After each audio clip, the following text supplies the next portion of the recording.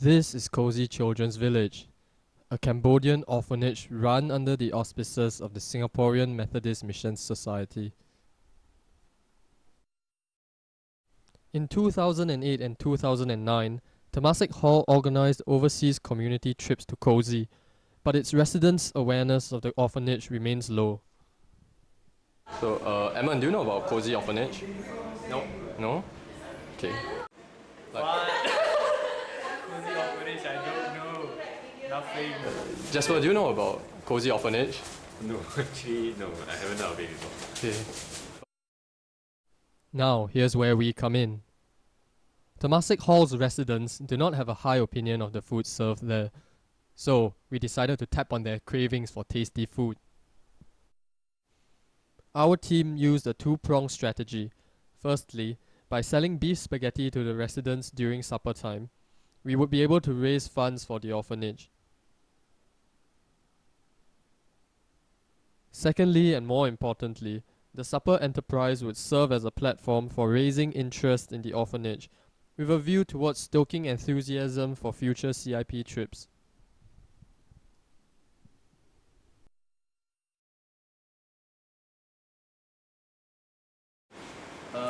Personally, I think it's a good idea because this idea is a new one. Because previously we didn't have fundraisings that started way earlier before the actual preparation for the trip. Kun, do you think that this is a helpful initiative for increasing awareness about overseas community projects? Yeah, I think it's a very good idea because in hall, right, almost everyone eats supper. So if you can provide this kind of food during this hour, right, I think a lot of people will support. Do you think this is a good way of increasing the publicity for such an overseas community trip? Actually, I think yes, because it shows how you guys have touched the lives of other children, and so people who care for these similar things will be touched as well. So I think that will be effective in a sense. Yep. Okay, so they thought we had a good idea, but what results do we have to show for it? Well, we could just look at the earnings, or we could set our sights further. I think the supper project is very useful in raising the awareness. Since before this project was begun, I have no idea what the orphanage is really about, and it has raised fun, definitely. I see some people eating spaghetti late at night. After today, will you consider going on a overseas CIP to this place? Why not? Why not? I mean, it's a very worthwhile thing to go on, especially during your undergrad years. And if I can contribute, then why not? Yeah, would you consider going on such a project? Actually, I wouldn't mind going if the event is well publicized to the whole hall. Dom, so do you think that Temasek Hall should establish a more official connection with this orphanage? I think you should because I went there before and I think really made a difference to their life. It only takes a spark to get a fire going. Even if this project is just a spark, look at the fire that might arise from it. So tell me what do you fashion? Tell me what would you like to say in a world that you are dreaming of? So tell me what's gonna happen. Tell me how is it gonna be in a world that you are living for?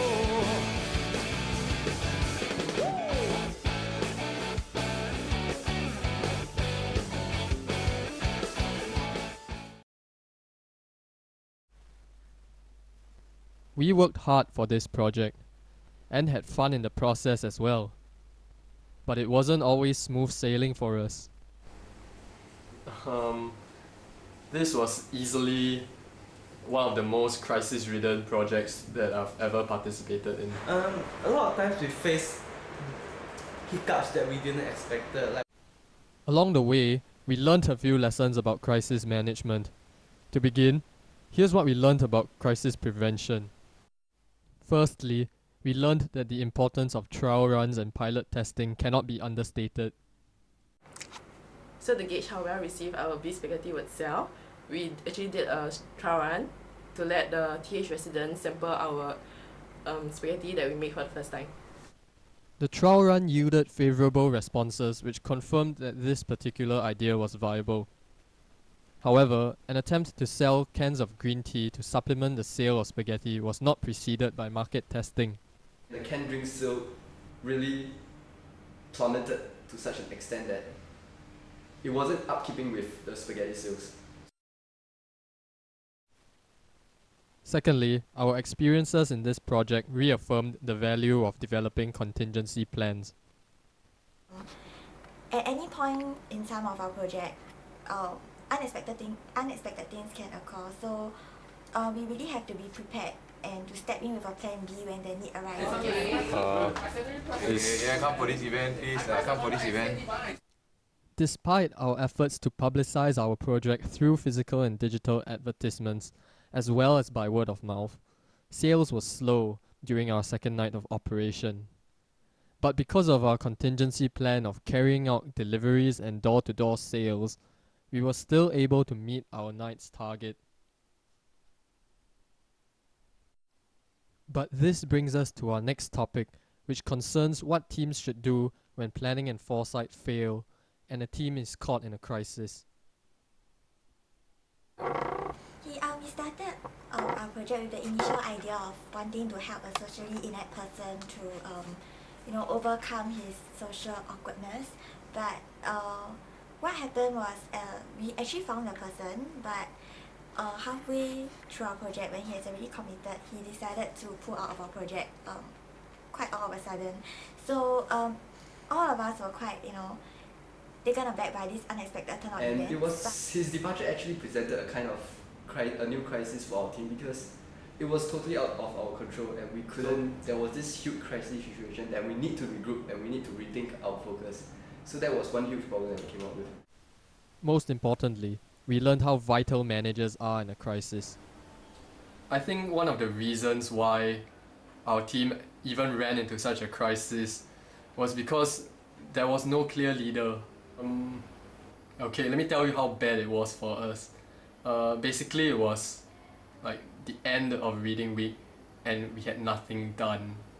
We had no plans. After that guy left, we just sort of broke down and we didn't know what to do. Everybody was waiting for somebody else to come up with some magical solution to our problem.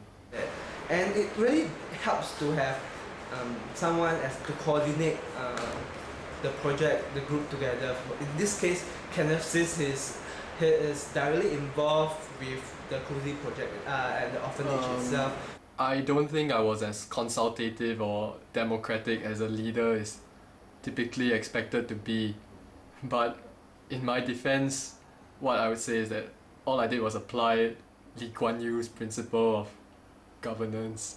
You need to get something done. You need to keep people's heads out of the water.